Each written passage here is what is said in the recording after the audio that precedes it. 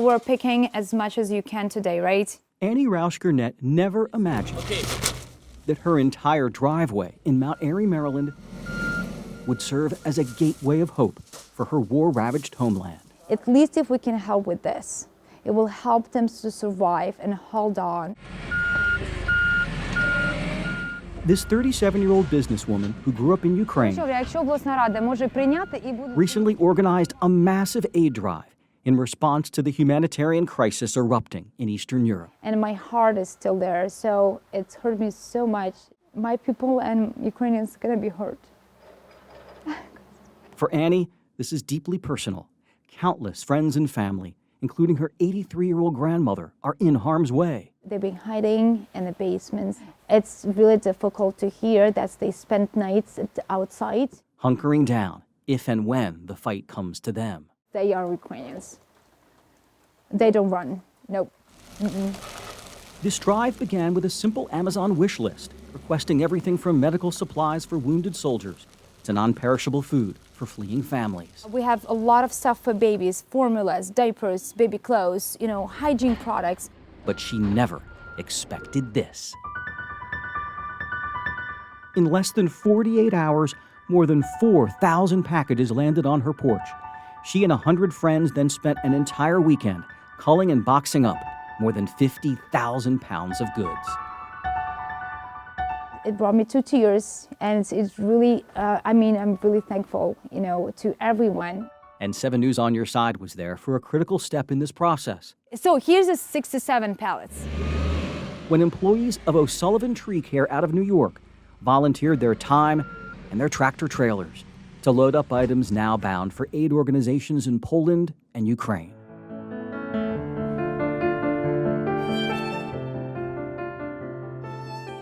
I wish someday we can smile and laugh, but at this moment, probably not. Annie's already planning her next relief drive from her driveway so that one day she can return to the beloved fertile plains and plateaus of her homeland to smile and laugh once again. Jay Korf, 7 News. We're at Charles Houston Community Center.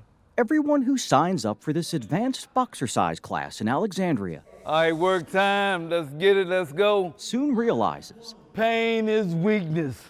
Leaving your body. to be stronger, faster, and healthier, 1, 2, 3. 74, trying to make it to 75. all you have to do is listen to instructor Tony Suggs. 1, 2, 3, 2, 4, 4, 3, 2, slip, slip, dip. It keeps me going.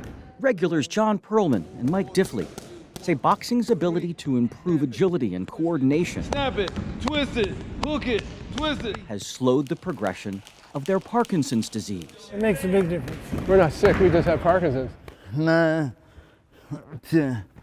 Great job. That means you just keep going. 2, 3, 2, 4, 4, 3, 2, slip, slip, dip. These amateur sluggers are inspired to push beyond their limits Dip, dip. because they have a ringside seat to one of the greatest tales of redemption. What about his story? His story. His story is incredible. I know what a champ feel like. I know what it takes to be a champ.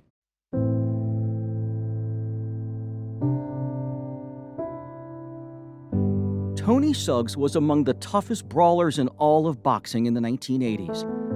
Boom, boom, boom. A right hook so devastating, he knocked out 16 of his final 18 opponents. I fought with a lot of anger, so I had a lot of anger in my heart because of the things I went through as a child. Suggs' rage from a life surrounded by domestic abuse proved effective in the ring, winning him a spot at the U.S. Olympic trials. But the night before a critical bout, his 7-month-old daughter Ashley died of sudden infant death syndrome, plunging Suggs into darkness. Downhill, no brakes, smoking crack, in and out of jail. Prison gave Suggs the time to sober up, to better cope with his shattered past, and to mend his broken heart. Every time I do something good, I look up and I always ask her, "Are you proud of me?" Suggs often says he turned a mess into a mission. He accepts where he's at and he goes from there. And that's got to be an inspiration for anybody. Anybody that's been knocked down by one thing or another. 40 years ago, Tony Suggs learned in this very gymnasium how to punish others with his ferocious power. Now that he's back, he's teaching us how to live. Don't stop, don't quit, don't give up, don't give in.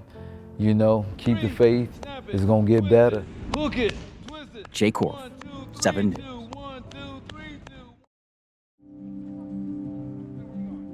When they come in and see you and you make them feel important, make them feel worthwhile, make them feel that they're somebody.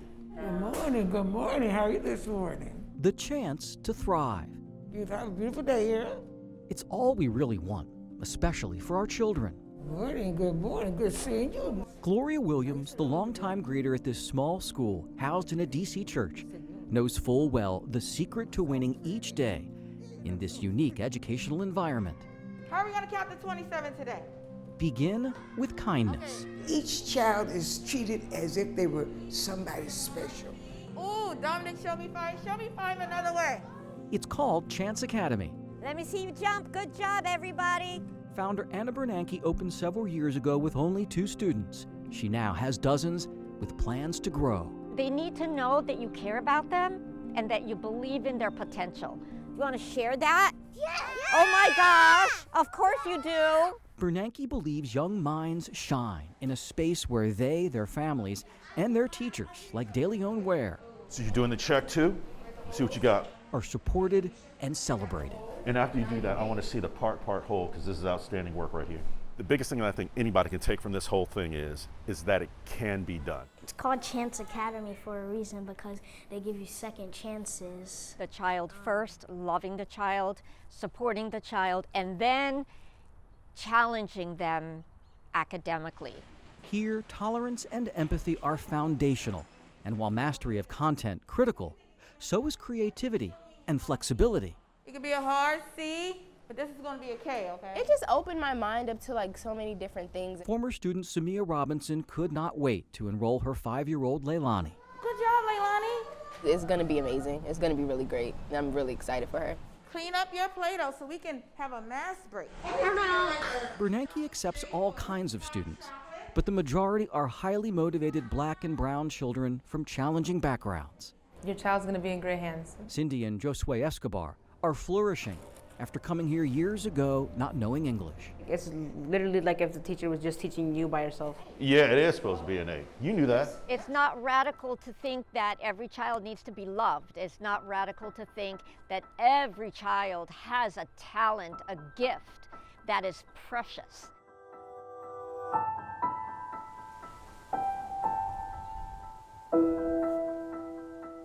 Anna Bernanke's drive to reimagine education stems from a childhood touched by the horrors of genocide.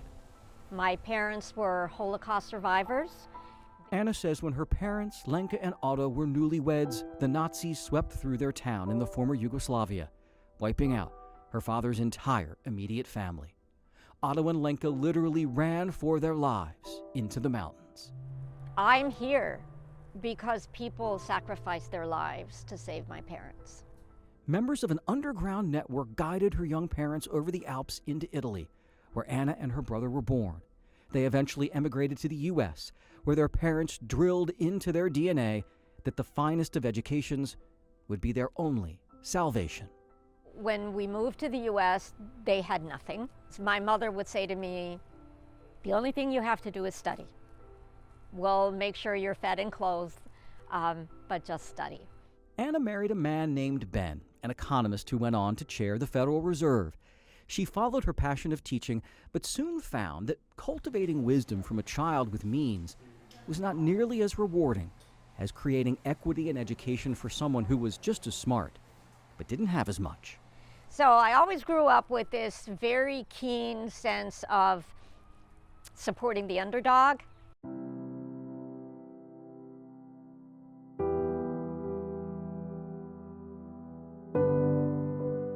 To realize her dream of building an even playing field for the underdog, Anna Bernanke stunned even her biggest fans. Maybe what we need is a place with more land.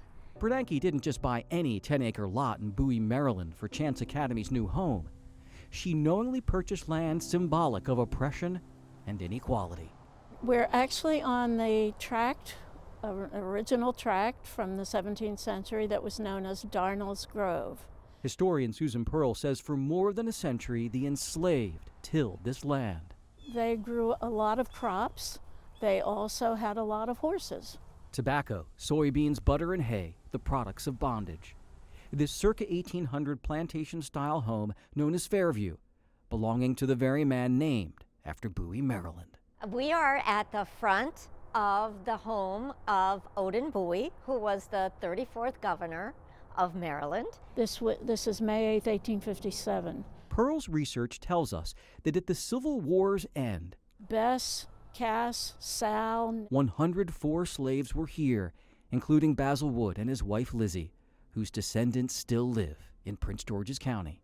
I think somehow we were meant to find this place.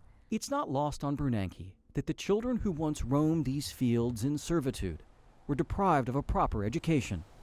We're gonna complete a circle. Bernanke hopes to fill that circle by 2024 with a campus of buildings nestled not far from Fairview's shadow, transforming a place of inhumanity into one of empowerment.